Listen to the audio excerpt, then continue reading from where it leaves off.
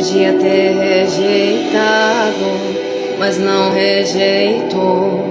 Então assim foi levado ao lugar de muita dor. Crucificaram, pregaram suas mãos, chicotearam, sangue caía no chão, mas ele não reclamou, mas ele